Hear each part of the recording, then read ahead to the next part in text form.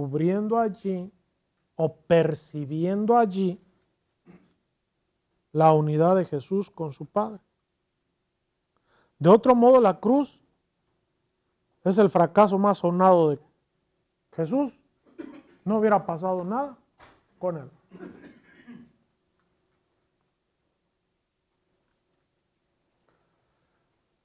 Jesús empieza a hablar del ahora. Ahora. El primer ahora de todo el Evangelio, está en el capítulo 2. Después de que la madre de Jesús les dice a los diáconos, hagan todo lo que Él les diga, ¿no? Y Jesús les dice, llenen de agua las tinajas. Y las llenaron hasta arriba.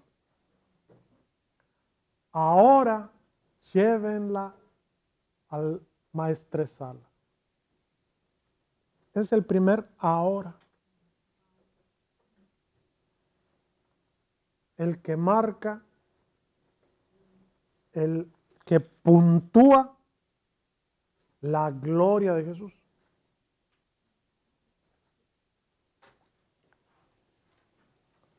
Ahora ha sido glorificado el Hijo del Hombre. Y Dios ha sido glorificado en él. La glorificación, el evento de la cruz, todavía está en futuro. ¿Ok? Sin embargo, en el discurso de Jesús, ya está sucedido.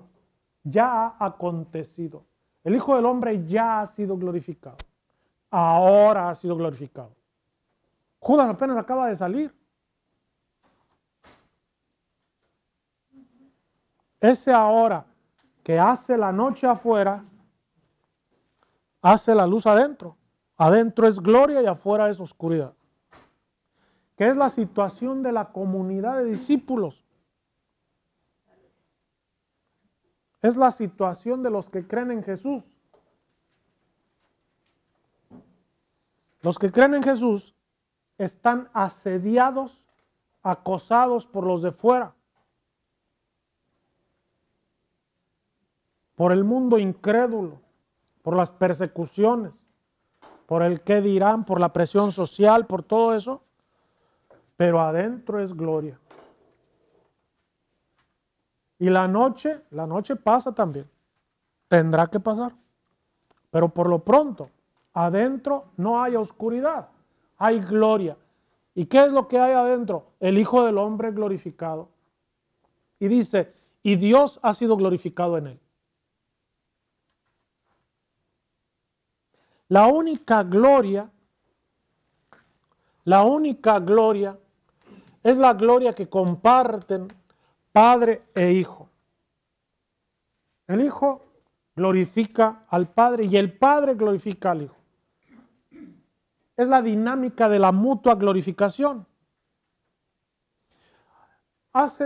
La semana pasada, cuando estudiábamos el capítulo 12, cuando el evangelista o el narrador hace balance de las señales, ¿se acuerdan que terminaba diciendo?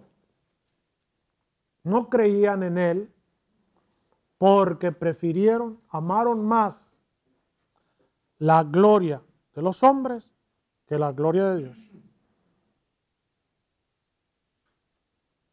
Para Juan es muy claro que la gloria de Dios es diferente a la de los hombres.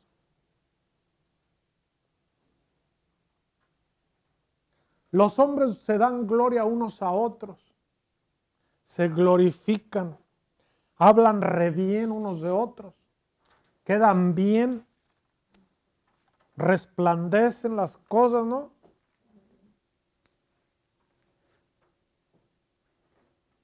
Intercambian regalos, favores, alabanzas, todo parece de maravilla. Pero a veces por quedar bien unos con otros,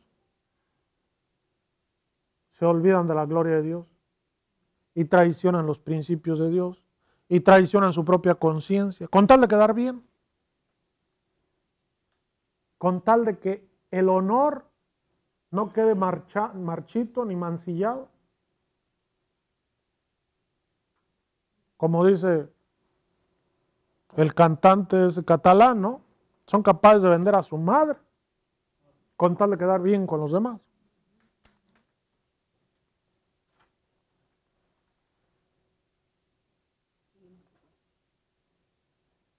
La diferencia es el Hijo del Hombre, donde Dios es glorificado. ¿Cómo es glorificado Dios por el Hijo del Hombre? Por la fidelidad. Porque el mandamiento que recibió de Dios lo cumple. Y nada hay que le dé más gloria a Dios que ver que sus hijos cumplen su mandamiento. No es asunto de incienso, de más agua bendita, de más coros polifónicos, es de cumplir el mandamiento del Padre. ¿No? Eso es lo que dice el Evangelio. Eso es lo que es, o sea, llano y simple. Todo lo demás es lo de menos. Pero a veces nos pasa lo que a los judíos, enemigos, adversarios, que por quedar bien unos con otros, la gloria de Dios la mandan al caño, al desagüe. Pero ellos quedaron bien. Y como Dios no se queja, pues mejor. ¿O sí?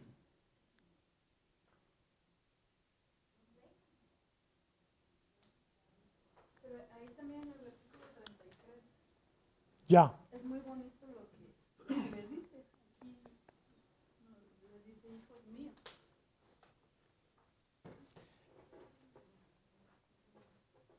Jesús, en el siguiente verso, si Dios ha sido glorificado en él, Dios también le glorificará en sí mismo y le glorificará pronto. Primero digo que ya estaba glorificado, ahora es la glorificación. Pronto viene, ¿no? Ya es inminente. En el 33 Jesús empieza a hablar como habla el anciano, en las cartas, el presbítero de las cartas. ¿Ok? El que escribió las cartas de San Juan habla así, hijitos, hijos míos. Es un sentido, una palabra cariñosa. Y normalmente la vamos a encontrar, hijos míos, en discursos de despedida. Los discursos de despedida, ahorita vamos a decir algo más acerca de ellos, es cuando el padre de familia, el pater familias, o un héroe, o algún patriarca, tiene los días contados y ya está al borde de la tumba. Entonces reúne a todos sus hijos, ¿no?, en torno al lecho de muerte y se despide de ellos, y así es como les habla, les dice normalmente palabras cariñosas para despedirse. Y ahorita vamos a decir otros elementos de ese género literario, pero esto es lo que empieza a funcionar aquí. Jesús les dice, ya poco tiempo voy a estar con ustedes y me buscarán, y lo mismo que dije a los judíos, que a donde yo voy ustedes no pueden venir, se los digo también ahora. En la fiesta de las tiendas, esto fue lo que Jesús les dijo a los judíos. Y los judíos le dijeron, se decían, ¿a dónde irá este que no lo podamos encontrar? ¿Se irá a ir con los griegos? ¿Ok? Los judíos dicen cosas que son verdaderas, que rebasan más allá su horizonte histórico, el horizonte de sus palabras. ¿Jesús se va a ir con los griegos? Sí. ¿A dónde no lo pueden seguir? ¿Por qué no lo pueden seguir? Jesús se va a ir, pero no lo pueden seguir porque solo sus discípulos lo pueden seguir. El buscar y encontrar son términos de discipulado. Buscar y encontrar, ir a Jesús, encontrar a Jesús. ¿No? Son términos de discipulado. El discipulado, el ser discípulo no es decir, yo traigo una medallita aquí y soy de Jesús. Digo, está bien, ¿no? Sí. Pero en realidad el discípulo de Jesús se caracteriza por aprender del maestro. Y del maestro se aprende siempre, continuamente. El discípulo nunca se gradúa. El discípulo de Jesús no se gradúa. Siempre es discípulo. Siempre está aprendiendo de su maestro. ¿O no? Pues sí. ¿Y cómo aprende? Buscándolo. Por eso la pregunta primera de discipulado, ¿qué buscan? Maestro, ¿dónde vives? Y Jesús no les dijo, vivo ahí en Juárez 27, que entrada por la izquierda, primer piso. No es eso lo que hay que saber del maestro. Es estar con él. Y fueron y estuvieron con él. Esa es la fórmula de discipulado. Estar con Jesús. Y por eso ahora a los judíos les dice, les dijo en el capítulo 7 y 8, en el 8, a donde yo voy ustedes no pueden venir. Me buscarán y no me encontrarán. Ahora les dice las mismas palabras a los judíos, a los discípulos.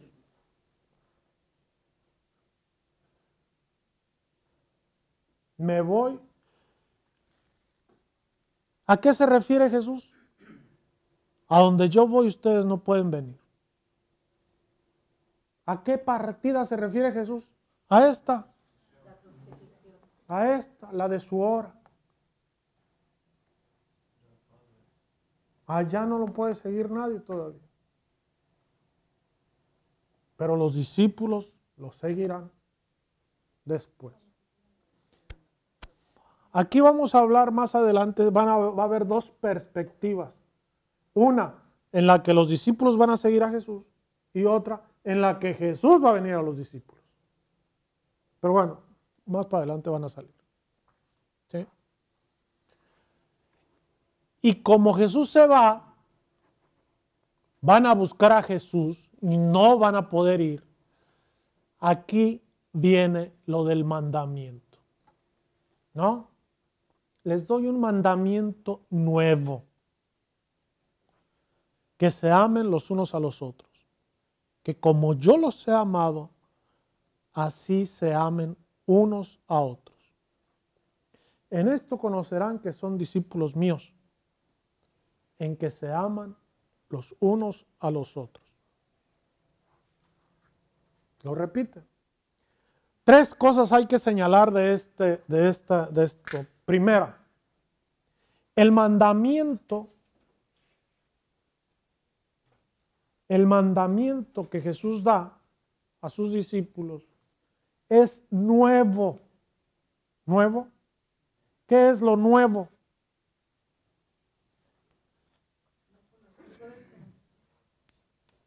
Ajá, ¿qué más?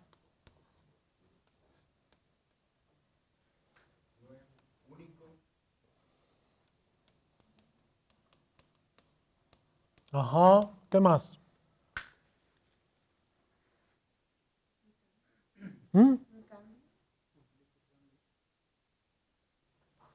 Cuando hablamos de lo nuevo, ¿sí? Por ahí va la flecha. ¿Qué más? Se van acercando más. Lo que no era antes. ¿Qué más?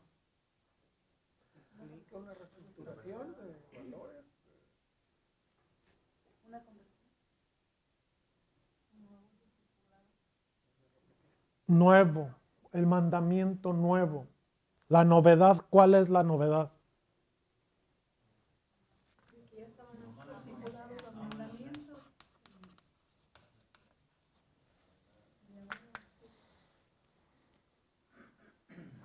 La novedad. ¿Ustedes han oído hablar de los cielos nuevos y la tierra nueva? ¿Qué es eso? La liberación. ¿Qué?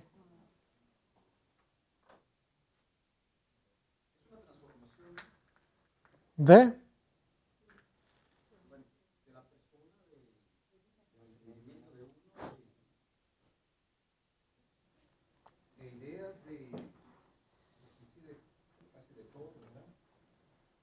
La novedad mayor que va a ocurrir a la humanidad es la manifestación del Mesías. La manifestación definitiva del reino del Mesías, de Dios y su Mesías, o del Mesías de Dios. Y a eso le llamamos la era nueva, la era escatológica. Escatológico, es decir, las cosas últimas a las que ya no sigue más nada, ninguna otra transformación, lo definitivo. Esta expectativa de lo nuevo, de lo definitivo, porque esto que ocurre ahora es viejo. En el Nuevo Testamento se usa ese lenguaje. Pablo lo usa mucho. El hombre viejo y el hombre nuevo para referirse a Cristo. ¿No? Primicia de la nueva creación. La nueva creación. Y los cristianos son nueva creación porque están pegados a Cristo. Entonces las cosas nuevas, el cielo nuevo, la tierra nueva, se espera algo completamente diferente, algo último, que no sea como las condiciones que estamos viendo ahora, que son condiciones de opresión, de dolor, que hacen la vida insoportable, porque la comunidad cristiana, la comunidad de discípulos, está padeciendo el odio del mundo.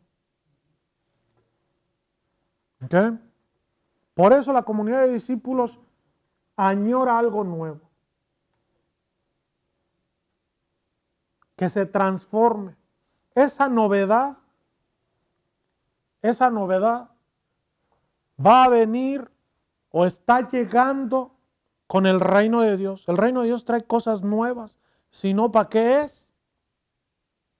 Si no va a transformar la realidad, si no nos va a transformar la vida, no tiene ningún sentido. Porque el reino de Dios no es como los reinos, como los otros reinos que reinan oprimiendo y son bestiales. El reino de Dios trae algo diferente, último, definitivo, pero como dijo la del rancho, más mejor, ¿no? De eso se trata, que sea algo mejor, diferente.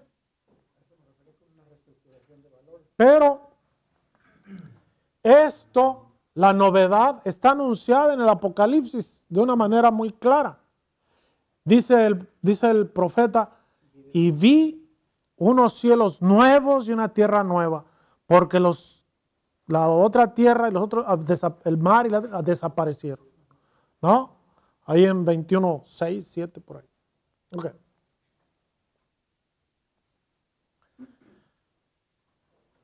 Entonces, de lo que estamos hablando aquí, cuando hablamos del mandamiento nuevo, estamos hablando de un mandamiento escatológico. Entiéndase así, ¿no? Pero hay una novedad en ese mandamiento que es la novedad de Cristo. Es nuevo, no porque no existiera antes,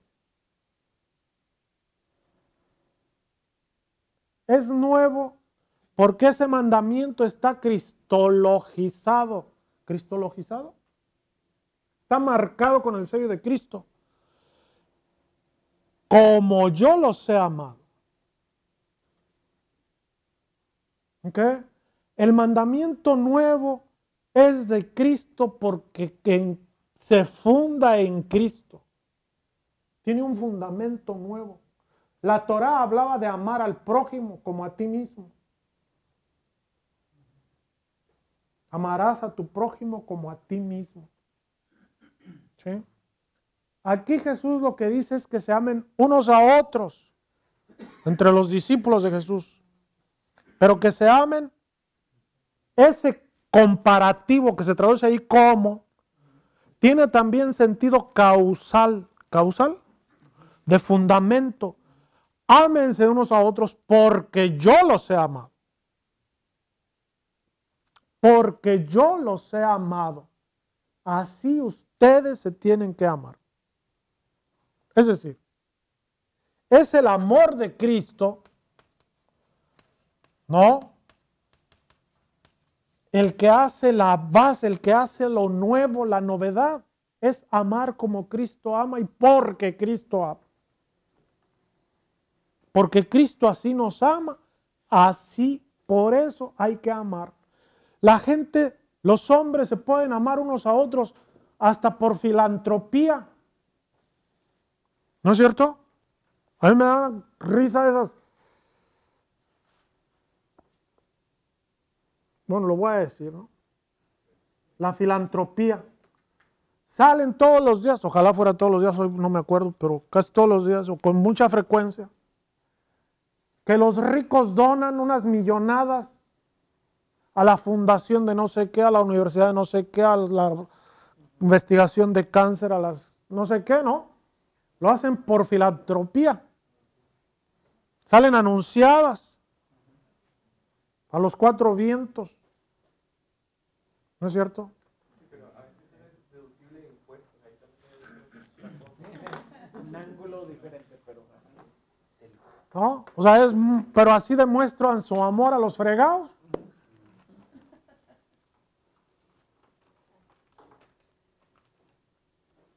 Pues eso no es cristiano. Eso no es lo cristiano. Y a mí me da risa porque nadie es capaz de decírselos.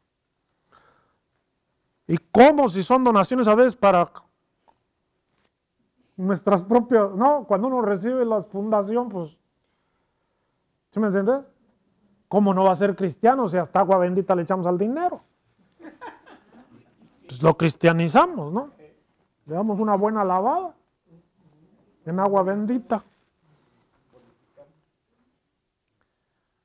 Pero eso no es cristiano. Eso no es.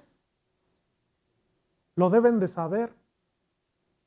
Lo cristiano es esto. Si eso se hace por esta causa, por este motivo, cambia todo. ¿Cómo es el amor télico de Jesús? Habiendo amado a los suyos que estaban en el mundo, los amó hasta el extremo.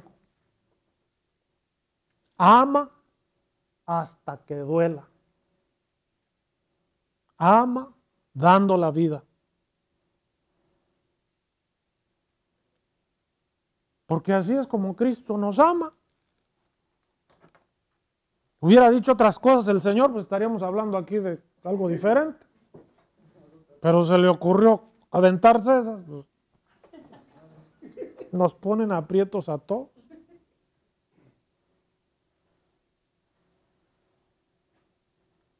¿No es cierto? Entonces es malo que las iglesias den la ahorita de todo lo que dieron cada año a cada familia. Yo no sé, yo de eso pues nada de eso hay aquí. Yo como le hago aquí, ¿de dónde lo sacamos? Es que ya se modernizó también. buscamos contextualmente de dónde sale. A mí me cuesta mucho trabajo. No, que esto con el esto es del amor de Jesús. Pues, nada. Entonces se ve que cosas condicionan a ese amor. Ah, yo ya tampoco sé. Yo no lo sé. O sea, ¿cómo quieren que les diga yo eso? Y si ustedes leen ese libro, nada de eso está ahí. Ricardo, pero si por ejemplo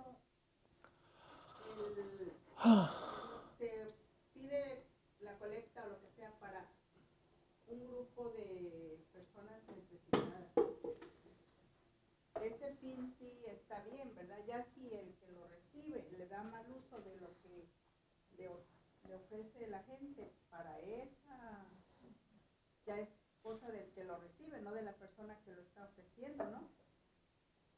Ámense unos a otros. O sea, Darlo sin el interés. ámense unos a otros. El amor télico consiste en dar la vida. Tú estás componiendo con el amor. Como Jesús. Como Jesús.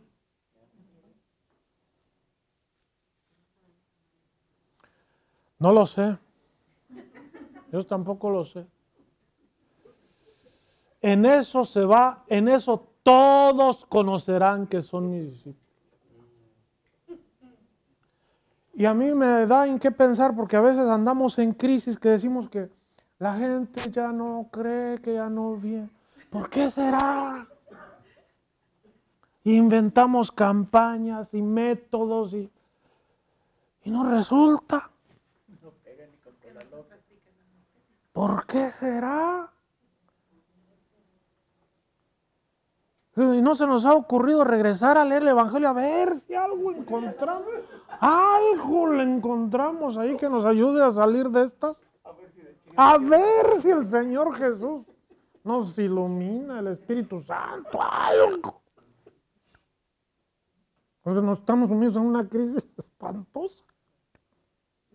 Cada día es más. Peor cada día. Hay mucha falta de amor. ¿Qué haremos?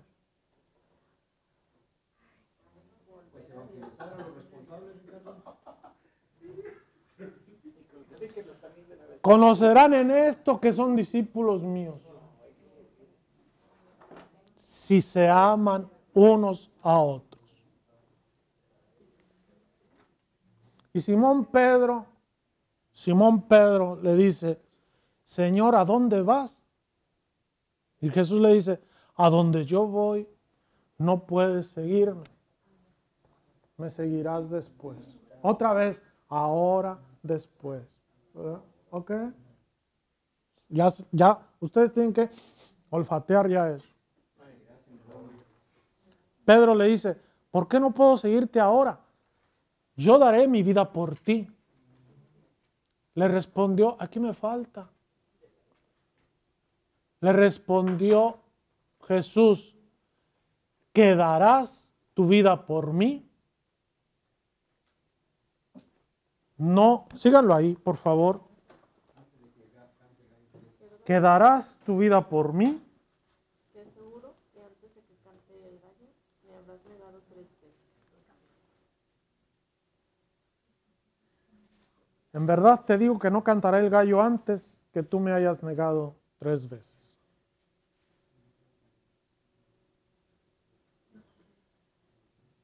Y ahí se acaba el primer tramo del discurso de Jesús.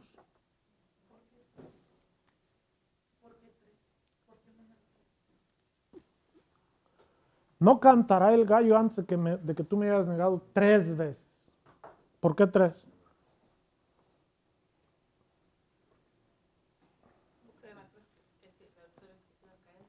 ¿Mm? 3 veces lo negó Pedro.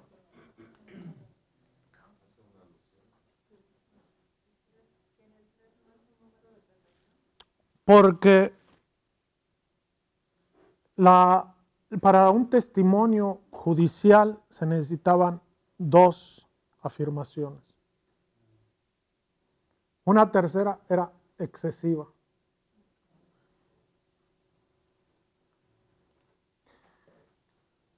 Si tenemos 3 negaciones, ¿no? Si tenemos 3 negaciones de Pedro, lo que tenemos aquí es también una traición.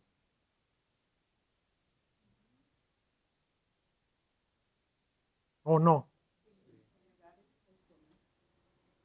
Y le dice, eso en el capítulo 18, ¿no? Pedro dice, no te puedo seguir ahora, ¿cómo que no? Yo daré la vida por ti. Pedro es tan aventado que está dispuesto a ponerse en lugar de Jesús. Según. Y Jesús le dice,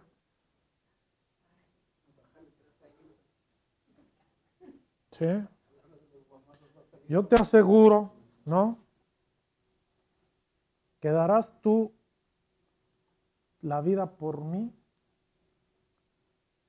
En verdad te digo, no cantará el gallo antes que tú me hayas negado 3.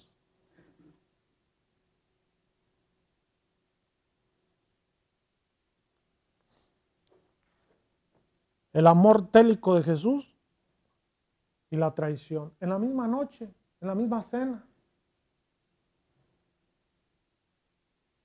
Todo esto es parte de la Eucaristía. Todo esto es parte de la Eucaristía. El lavatorio de pies es el sentido profundo de la Eucaristía. La traición discipular, la entrega de Jesús, la negación de los discípulos. Todo esto está amasado en la Eucaristía. Es la experiencia de la fe y de la vida cristiana. De eso está hecha la Eucaristía. ¿Cómo es que se nos olvida? Pensamos que los creyentes y los cristianos y los católicos, por supuesto, ¿no? Somos gente tan buena y tan santa, ¿no? Que nos amamos unos a otros y caminamos en la calle con aureolitas todos, así en la cabeza, brillosas, alitas, ¿no? Pero se nos olvida lo que es la Eucaristía, se nos olvida el Evangelio. Se nos olvida el costo del discipulado.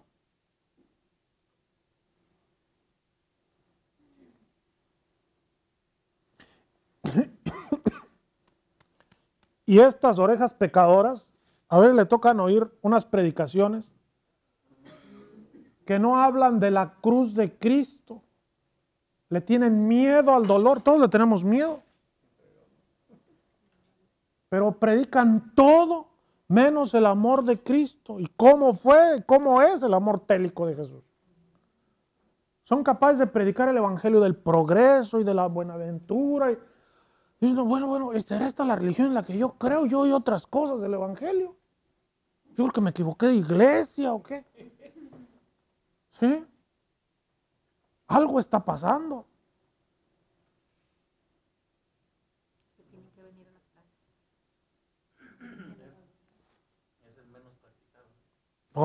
Esa impresión a veces da, ¿verdad? ¿Quién sabe? O sea, ¿quién sabe? Uno no sabe. Como dice el Papa, pues yo quién soy para andar juzgando gente. Eso dijo. Yo lo único que sé es que huele a oveja. ¿Qué olor a oveja? Bueno. Aquí empieza otra sección, ¿no?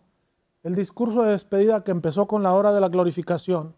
La glorificación trae conexa, ¿sí? Trae conectada, anexa la negación de Pedro. El mandamiento del amor y la negación de Pedro. ¿Ok? Que parecen cosas incompatibles. Y la traición de Judas. Y el lavatorio de los pies. Todo esto viene conectado. Y Jesús empieza a consolar a sus discípulos. No se turbe su corazón. Creen en Dios, crean en mí. En la casa de mi Padre hay muchas moradas. Si no, se los habría dicho, porque me voy a prepararles un lugar. Y cuando haya ido y les haya preparado un lugar, volveré y los tomaré conmigo, para que donde yo esté, estén también ustedes. Y a donde voy yo, ustedes conocen el camino. Entonces Jesús empieza a consolar a su grupo de discípulos. Y les empieza a decir, no se turbe su corazón. ¿Qué es eso de la turbación del corazón? ¿Cómo tradujeron ahí? No se turben, crean en ¿No se turben? crean también en mí. ¿Qué más? No se inquieten. Ajá. La turbación, ¿qué más? ¿Alguna otra traducción? No tengan dudas. No tengan dudas. Están suavecitas, ¿eh? Si nos ponemos un poquito en el contexto bíblico, ¿sí? Les voy a contar, o hay que referirnos, por ejemplo, a la crisis. Ya estudiaron al profeta Isaías. La crisis de la guerra siro-efraimita, ¿sí? Cuando los reyes de Damasco y de Samaria se coligaron contra el rey de Judá, ¿sí? Porque no se les quiso unir en guerra contra los asirios. Entonces, los dos reyes dijeron, vamos a destituir al hijo de Romelías, vamos a quitar al rey de Jerusalén, de Judá, y vamos a poner a alguien en su lugar, a otro, que si se nos une en la guerra contra el imperio asirio, ¿no?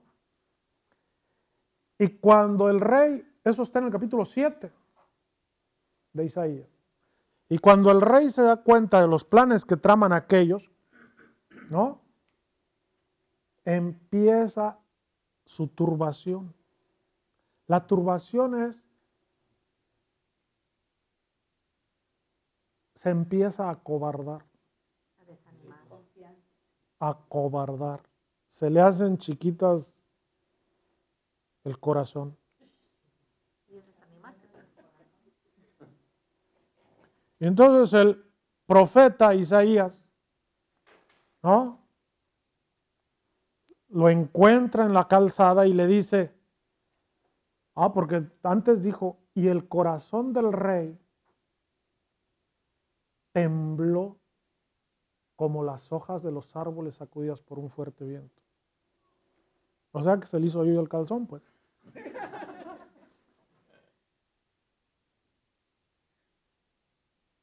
Y es entonces cuando el profeta es enviado a darle un mensaje a Isaías, al rey, y lo encuentra en la alberca superior, porque el rey andaba supervisando las provisiones de agua y a ver cómo vamos a resistir a estos que vienen a guerrear contra mí. Y ahí lo encuentra el profeta y le dice, ¿no? Pide una señal de lo alto, pide una señal de lo bajo, ¿no? Al Señor. Esto dice el Señor, pídelo. Y el rey, muy piadoso, dice, no tentaré al Señor mi Dios. Chorreaba agua bendita el rey. Y entonces dice el profeta, pues aunque no la pidas, esto dice el Señor. He aquí que la virgen o la doncella va a concebir y va a dar a luz un hijo. Y esa es la señal. El embarazo de su esposa o de una de sus esposas y el nacimiento de un hijo, que va a ser su heredero. Entonces, esa es señal de ¿qué?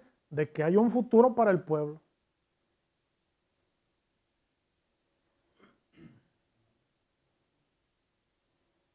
Y esa es la profecía mesiánica. Entonces, el acobardarse, el empequeñecerse, ¿sí? Es esto que tenemos aquí. Cuando una amenaza tan grande, tan ominosa, les suena la palabrita ominosa, algo que no pueden contener, algo que no se puede contener, algo contra lo que no se puede, algo que asfixia, overwhelming dicen aquí, ¿no? Algo con lo que no se puede soportar, se presenta porque el corazón humano se empequeñece. Esa es la situación. Y en este caso, ¿cuál es la situación de los discípulos? Esa, como la del rey, ¿no? Y hay muchas turbaciones. Cuando el pueblo venía del desierto y que manda Moisés unos espías, ¿no? Unos adelantados para ver cómo era la tierra a la que iban a entrar, ¿no? Y regresaron diciendo, no, ajá, las gentes son unos gigantes, aquellos no vamos a poder, ¿no?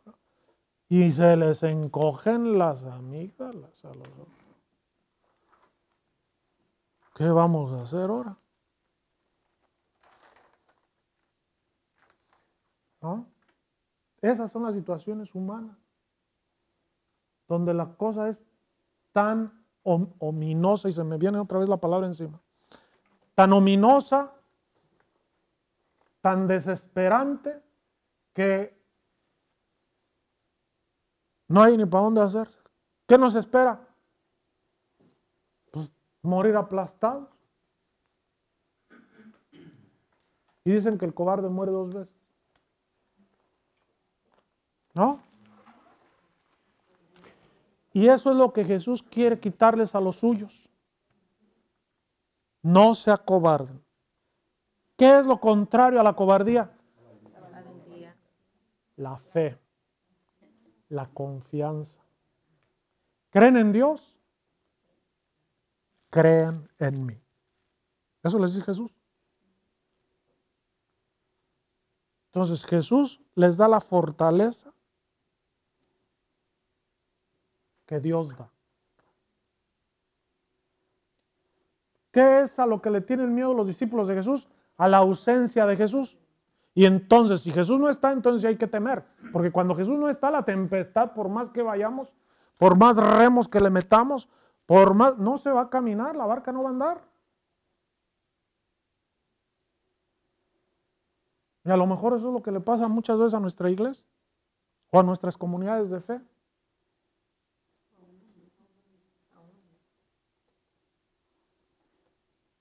A lo mejor.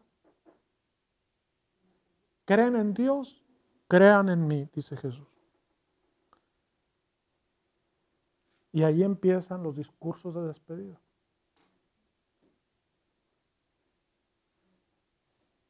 Que ya no vamos a alcanzar a ver porque se nos acabaron las garnachas.